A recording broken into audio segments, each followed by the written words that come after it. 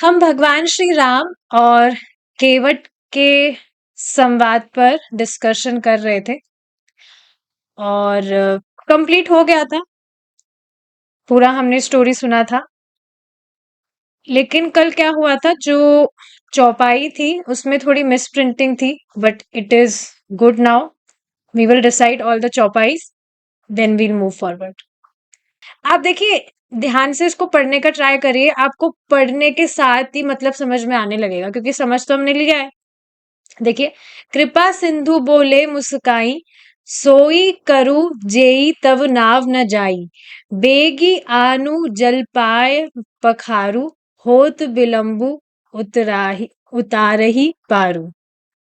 तो यहाँ पर कृपा सिंधु भगवान कृष्ण, भगवान श्री राम मुस्काते हुए कहते हैं कि ठीक है, जो करना है करो, चरण धोने धो, देर मत करो, जो करना है करो। भगवान को गंगा पार होना था। पद नख निरखी देव सर हर्षि, सुली प्रभु बचन मोह मति करषि। अब भगवान के जब इस तरह से वो चरण धो रहे थे, तो देवसरी मतलब हमने देखा था, देवसरी मतलब देव नदी। गंगा जी, गंगा नदी जो है वो देव नदी है, मनुष्यों की नदी नहीं है। तो इस तरह से जब भगवान के चरणों से जल गंगा जी में बह रहा था, तो गंगा जी बहुत हर्षित हो रही थी। केवट राम रजायसु पावा, पानी कटवता भरी लेई आवा। क्योंकि भगवान के जो नख हैं, वहीं से तो उनका प्रारंभ हुआ था। अति आनंद उमगी अनुराना, चरण सरोज पखारन लागा, बर्षि सुमन सुर सकल सिंहाही, एही सम पुण्य पुंज को नाही। पद पखारी जलुपान करी, आपू सहित परिवार पितर पारू करी, प्रभु ही पुनि मुदित गयु लेई पार।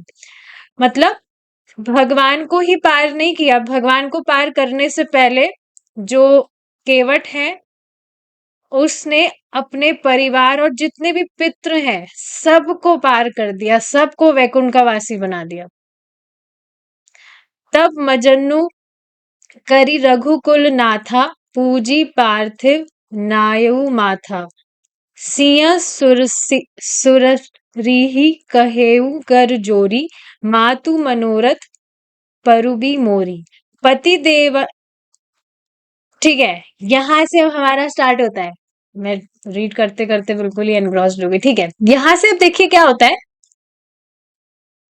माता सीता जी अब गंगा जी से विनय कर रही हैं, गंगा जी से प्रार्थना कर रही हैं, उनकी पूजा कर रही हैं, उनको पुष्प चढ़ा रही हैं माता सीता, और फिर गंगा जी से हाथ जोड़कर प्रार्थना कर रही है। क्या प्रार्थना कर रही है? पति देवर संग कुशल बहोरी, आई करो जेहि पूजा तोरी, सुनी सिय विनय प्रेम रस सानी, भई तब बिमल बारी बर बानी। तो माता सीता जो है हाथ जोड़कर गंगा नदी से मांग रही है कि हे माँ गंगा, आप मेरे मनोरथ को पूरा करिए। क्या मनोरथ? शी वॉज जस्ट प्रेइंग कि हे माँ, आप मेरी प्रार्थना स्वीकार करिए कि जैसे अभी मैं, मेरे जो देवर हैं और मेरे जो पति हैं, सब साथ में अभी वन के लिए जैसे कुशल निकल रहे हैं, कुशल मंगल अच्छे से जा रहे हैं, अभी तक तो कुछ भी विपदा नहीं आ रही है, तो वैसे ही वापस से कुशल मंगल होकर अयोध्या के लिए भी इसी तरह से लौटे। सो इस तरह से माता Sita was praying to Ganga ji कि वैसे ही हम कुशल लौटे, वन में कोई संकट वगैरह नहीं आए। अब देखिए, यहाँ पर एक क्वेश्चन आएगा, माता सीता इस तरह से प्रार्थना क्यों कर रही हैं? She is the queen of universe, पर इस तरह से प्रार्थना क्यों कर रही हैं? वास्तव में यहाँ पर माता सीता भी एक लेसन दे रही हैं, शिक्षा दे रही हैं। क्या? कि हर व्यक्ति को आशीर्वाद की बहुत जरूरत है। Very important point. वास्तव में हमारा जो जीवन है वो भक्तों की कृपा पर ही तो टिका है। प्रभु जी भी इसको समझा रहे थे बहुत सुंदर तरह से कि एक जो व्यक्ति वास्तव में परिपक्व होकर भक्ति कर रहा है तो वो वास्तव में ये बात समझ सकता है कि कैसे दलदल से भक्तों ने हमें, जो भी कीचड़ है उससे हमें भक्तों ने निकाला है। Is it not? तो वास्तव में हमारा जो जीवन है ये भक्तों की कृपा पर ही तो टिका हुआ है। वंस रेवती माता जी टोल्ड मी दिस थिंग कि अभी हम भक्ति में है तो किसी ना किसी वैष्णव ने ही हमारे लिए प्रे किया था कि भगवान इसको भक्त बना दीजिए। किसी ना किसी वैष्णव ने ही हमारे लिए प्रे किया था, इसी कारण से हमें भक्तों का संग प्राप्त हुआ है। और ये बिल्कुल सही बात भी है। आप खुद बताइए ना, ठीक है अभी हम भक्ति तो कर रहे हैं, इतने अभी स्ट्रांग भी नहीं हुए हैं, बट स्टिल किसी को हम देखते हैं परेशान है बेचारा, तो मन में आता तो है ना कि काश ये भक्ति की महिमा समझता, भक्ति करने लगता, बिना मतलब बेचारा परेशान हो रहा है। तो इस तरह से जो भक्त होते हैं, ये भक्ति का प्रभाव भी है, अपने आप उनका जो हृदय है वो सॉफ्ट होने लगता है।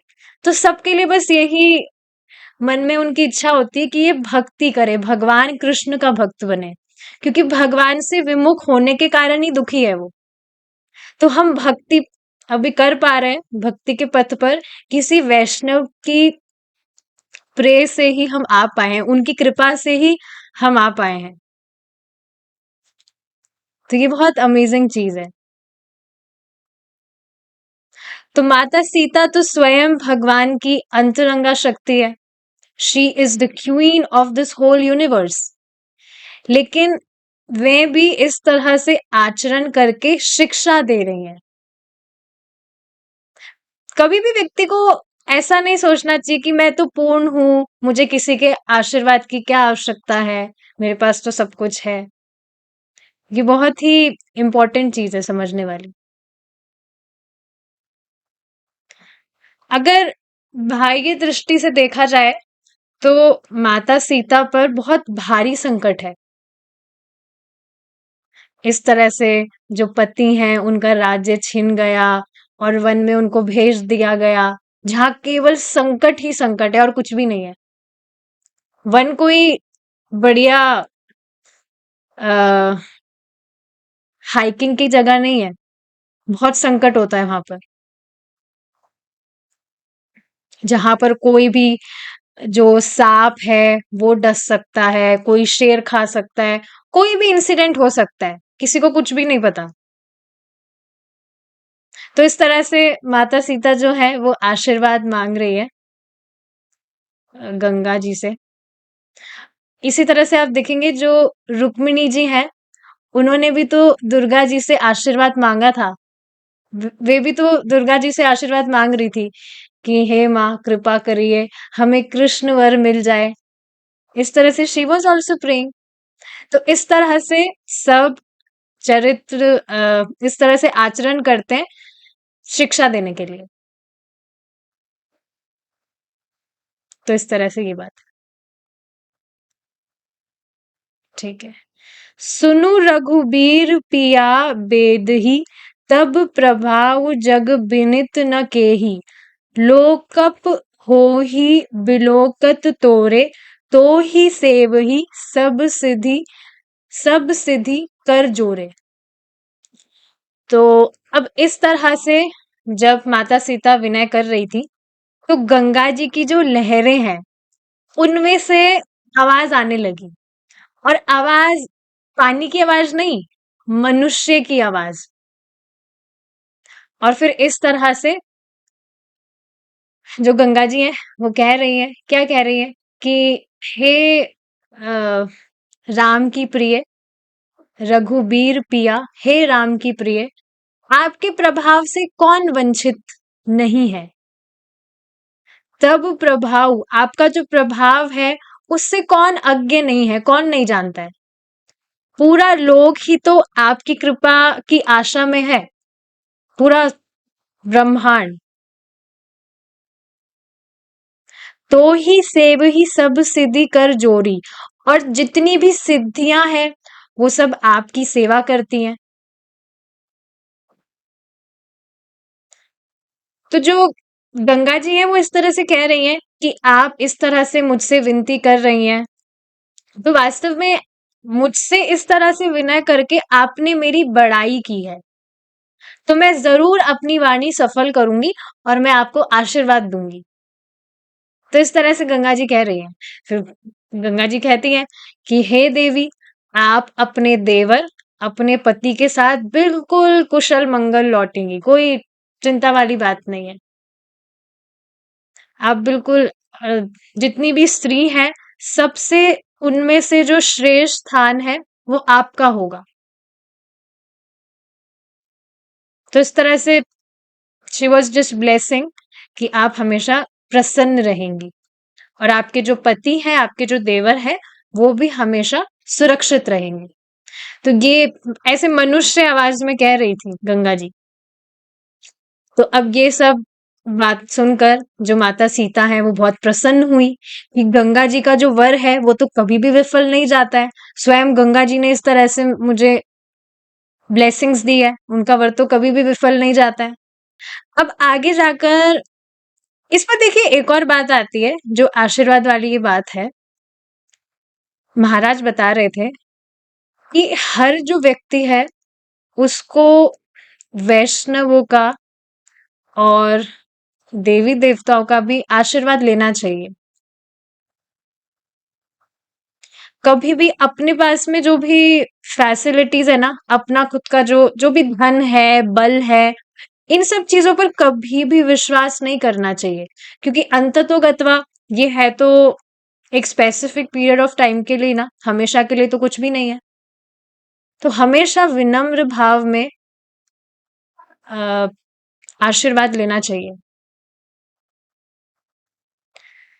तो इस तरह से ये बात है। अब आगे देखिए क्या होता है। अब ठीक है, इस तरह से ये हुआ। अब भगवान जो है आगे चलते हैं गंगा जी के किनारे। गंगा जी पार हो गया है, अब गंगा जी के किनारे जाते हैं और वहां से प्रयागराज पहुंचते हैं। प्रयागराज जो है वो तीर्थों का राज है, सर्वश्रेष्ठ तीर्थ है वो। तो वहां पर आए और वहां पर त्रिवेणी में उन्होंने स्नान किया।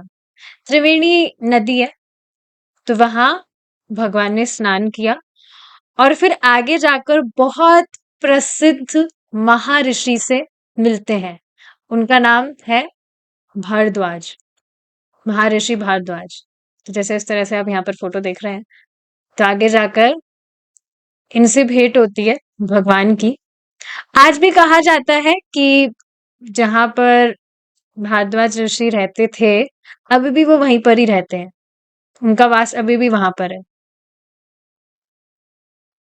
तो इस तरह से भगवान महर्षि भारद्वाज से मिलते हैं और जाते ही भगवान उनको साष्टांग प्रणाम करते हैं।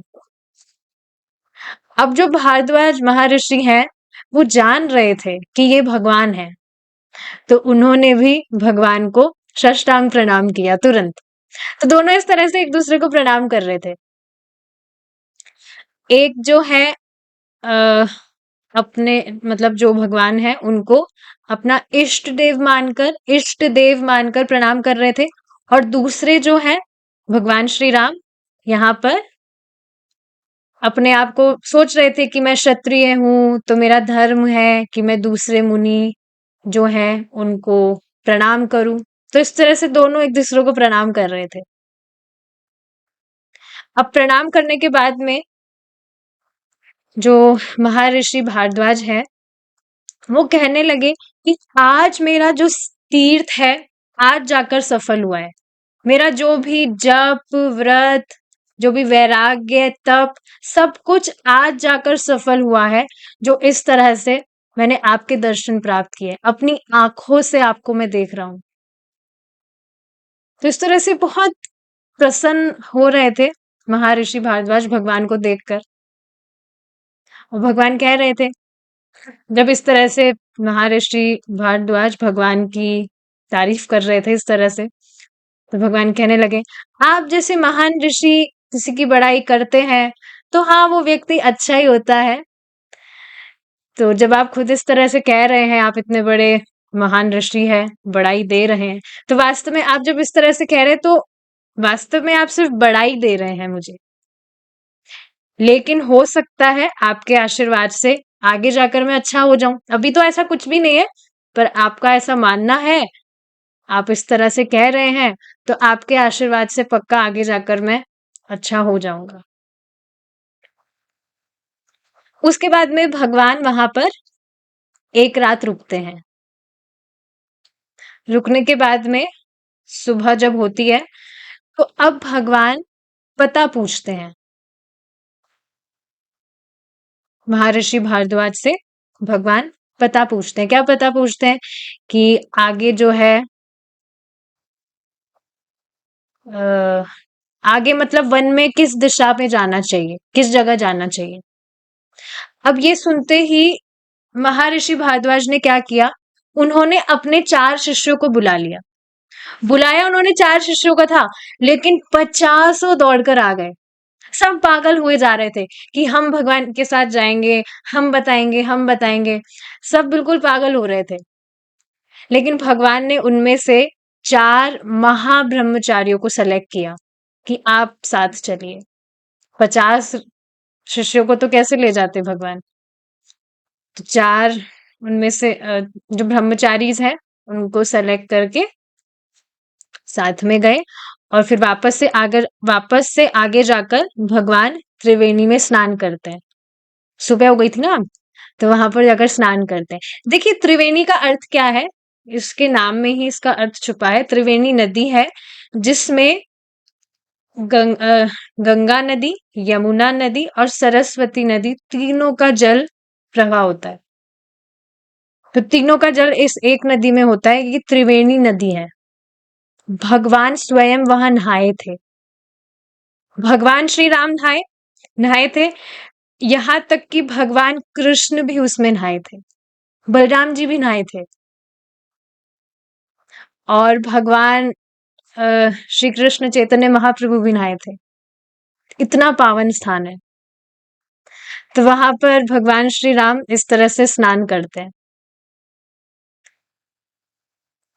फिर स्नान करने के बाद में वहां पर कुछ मंत्र उच्चारण करने लगते हैं भगवान। सब कुछ ऐसे ही बाहर से दिखाने के लिए पूरा भगवान सब कुछ मतलब फॉलो कर रहे हैं। आप देखेंगे ना कृष्ण लीला में भी भगवान एक जो प्रॉपर गृहस्थ है वैसा व्यवहार कर रहे हैं। अब आचरण से सिखाते हैं भगवान की इस तरह से व्यवहार करना चाहिए। तो नहाने के बाद में भगवान इस तरह से कुछ मंत्र उच्चारण करने लग गए और फिर आए। आने के बाद में वहां से अब जो ब्रह्मचारी है उनको वहां से भगवान विदा कर दिए। वहां से जाना नहीं चाह रहे थे वो ब्रह्मचारी, लेकिन जो भगवान थे वो कह रहे थे कि अब मुझे जो रास्ता है वो समझ में आ रहा है, तो कोई इशू नहीं है, अब आप जा सकते हैं। तो इस तरह से फिर वहां से वो जो ब्रह्मचारी थे वो चले गए। अब आगे जाने के बाद में भगवान क्या है, सीधे गांव में प्रवेश नहीं कर रहे थे। बीच में काफी गांव आ रहे थे, लेकिन गांव में प्रवेश ना करके भगवान गांव के साइड में से जा रहे थे। क्यों? क्योंकि भगवान ने व्रत ही ऐसा लिया है 14 वर्ष तक कि किसी भी गांव में प्रवेश भी नहीं करेंगे। तो बिल्कुल अच्छे से स्ट्रिक्टली सारी चीजें भगवान फॉलो कर रहे थे। तो गांव में से ना जाकर साइड में से जा रहे थे। आप देखेंगे रामायण में ये चीज बताई गई है इस तरह से कि भगवान के रास्ते में जितने भी गांव पड़ते थे, गांव नगर, वो जो देवताओं के नगर हैं उनके आगे भी देवताओं के नगर, भगवान के रास्ते में जो गांव पड़ रहे थे देवताओं के नगर फीके थे भगवान के बीच में जो गांव पड़ रहे थे। इस ब्रह्मांड में आप देखेंगे बहुत सारे नगर है, पृथ्वी की बात नहीं कर रहे, पूरे ब्रह्मांड में जो भी जितने भी अलग अलग लोग हैं, उनमें से सबसे सुंदर जो देवताओं के लोग हैं और नागों के जो लोग हैं, वो बहुत सुंदर है। वहां पर स्पेशली नाग लोक में आप देखेंगे, वहां के जो भी लोग होते हैं, उनके पास में बहुत सिद्धियां भी होती है। श्रीमद् भागवतम में बताया है ये। और वहां बहुत सुंदर सुंदर भेष भी होता है उनका। जब चाहो वैसा भेष वो धारण कर सकते हैं। ऐसा कुछ फ्री होता है वहां पर, कैसा भी भेष धारण कर सकते हैं जब चाहो तब। तो सब ऐसे जो भी गांव नगर है, जितने भी गांव है, जितने भी नगर है, भगवान के पथ पर जो आ रहे थे, बीच में जो पड़ रहे थे, उसके आगे ये जो देवताओं के नगर है, देवताओं के नगर में आप देखेंगे इंद्र, जो इंद्र है, भगवान इंद्र, उनकी नगरी है अमरावती नगरी। वो भी बहुत सुंदर कही जाती है। तो वो नगरी भी भगवान के पथ पर जो गांव पड़ रहे थे, उनके आगे फीकी थी वो नगरी। और वास्तव में ये बताया गया है कि वो शर्म के मारे अपने आप को हीन समझ रहे थे कि अरे हमारा, ओहो हमारा कैसा भाग्य है कि हम वहां पर जाकर क्यों नहीं बसे जहां से भगवान गुजर रहे हैं। इस तरह से अपने आप को वो नगर हीन मान रहे हैं। इस तरह से रामायण में बताया गया है कि हम वहां पर क्यों नहीं बसे हुए हैं, हमारा वास वहां क्यों नहीं है जहां से इस तरह से भगवान गुजर रहे हैं। जो नदियां हैं, देव नदियां, वो भी अपने आप को हीन मान रही है कि हम वहां पर क्यों नहीं है जहां से स्वयं भगवान जा रहे हैं, जहां पर स्वयं भगवान आ, स्नान कर रहे हैं, किसी वृक्ष के नीचे जहां पर भगवान बैठ रहे हैं। तो उस वृक्ष से जो कल्पतरु वृक्ष है, वो अपने आप को हीन मान रहा है कि मैं उस वृक्ष की जगह क्यों नहीं हूं, मैं यहाँ पर क्यों, वाई एम आई हियर। तो इस तरह से सब जो है अपने आप को हीन तो मान रहे हैं, पर बड़ाई कर रहे हैं। जैसे जो साधारण वृक्ष है जिसके नीचे भगवान बैठे हैं, तो उस वृक्ष की कल्प तरु वृक्ष बढ़ाई बड़ाई कर रहा है। ऐसे बाकी जो अभी हमने डिस्कस किया, तो इस तरह से है। बहुत ही इंटरेस्टिंग है ये टॉपिक। अब आगे जाकर देखिए क्या होता है।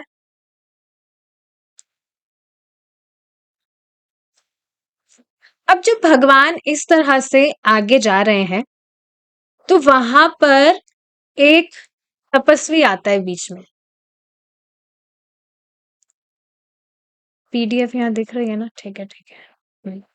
तो हाँ, क्या होता है फिर जब भगवान इस तरह से आगे जा रहे हैं, तो वहां पर एक तपस्वी आता है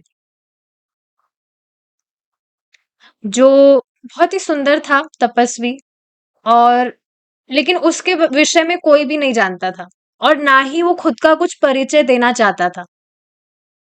उसकी जो आइडेंटिटी थी वो किसी को भी डिस्क्लोज नहीं थी, किसी को मालूम नहीं था कि वो कौन है क्या है, और ना वो बताता था।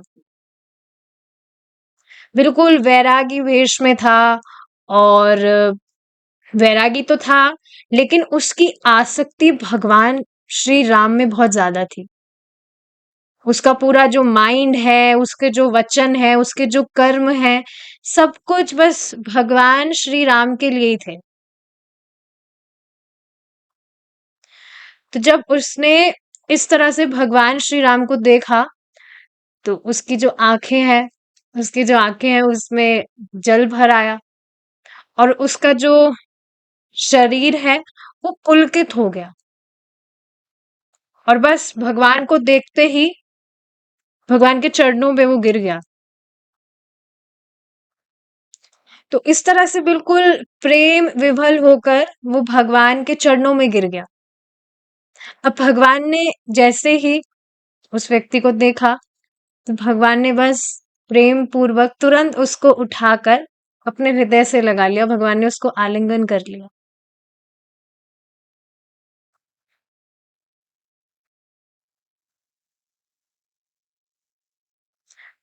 तो बाद में इस तरह से मतलब भगवान बहुत प्रेम पूर्वक आचरण कर रहे थे उस व्यक्ति से। बाद में जाकर वो लक्ष्मण जी के चरणों पर भी गिरता है और फिर लक्ष्मण जी भी उनको इसी तरह से उठाकर उनसे बहुत प्रेम पूर्वक व्यवहार कर रहे हैं। फिर उन्होंने माता सीता की जो चरण धूली है उनको सर पर धारण किया। तो इस तरह से फिर माता सीता ने भी उनको अपना बच्चा समझकर उनको आशीर्वाद दिया। फिर बाद में निषाद राज भी भगवान के साथ ही हैं अभी भी, उनको भी वो दंडवत प्रणाम करते हैं और उनसे भी बहुत प्रेम पूर्वक व्यवहार कर रहे थे भगवान श्री राम से उनका संबंध जानकर। वैसे तो वो नहीं जान रहे थे कौन है, पर भगवान से उनका संबंध जानकर उनसे भी बहुत मिलकर आनंदित हो रहे थे।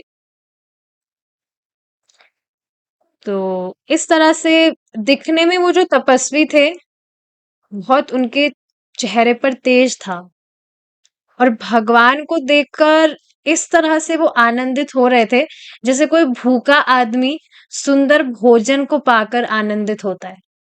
इस तरह से आनंद में बस वो मग्न हो रहे थे भगवान को देखकर। फिर इस तरह से जब भगवान आगे जाते हैं तो बीच में काफी सारे गांव पड़ते हैं। तो वहां पे गांव की जो स्त्रियां हैं वो कहती है कि हे सखी, मतलब इस तरह से वो कह रही थी उनको जब मालूम चल रहा था कि ये कैसे माता पिता हैं जो इतने सुंदर सुकुमार बालकों को वन में भेज दिया है। भगवान श्री राम, लक्ष्मण जी और माता सीता के रूप को देखकर सब जो है बस व्याकुल हो रहे थे इस तरह से देखकर कि इतने सुंदर सुकुमार जो हैं इस तरह से कैसे, मतलब कैसे माता पिता है जो इस तरह से इनको वन में भेज दिया है।